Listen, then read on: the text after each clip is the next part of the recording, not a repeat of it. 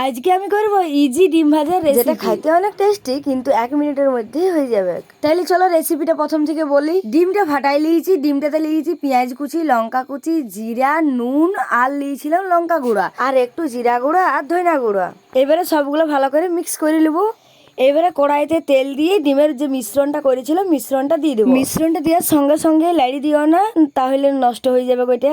মিশ্রণটা দিবার পরে একটু রাখবে, দিয়ে দেখবে ধারগুলো লাল হয়ে গেছে, তখন উল্টাবে। ভিডিওতে দেখতে পাচ্ছে কিভাবে উল্টাইলাম, ঠিক এইভাবে উল্টাতে হবে। একদিকটা আমার ভাজা হয়ে গেছে আর একদিকটা ভাজা হোক। এবারে উল্টাই পাল্টাই নামাই নেব। চলো 1 মিনিটে ডিম ভাজা আমাদের রেডি। এটা ঝটফট করো আর গরম ভাতে বা গরম রুটিতে পরিবেশন করো।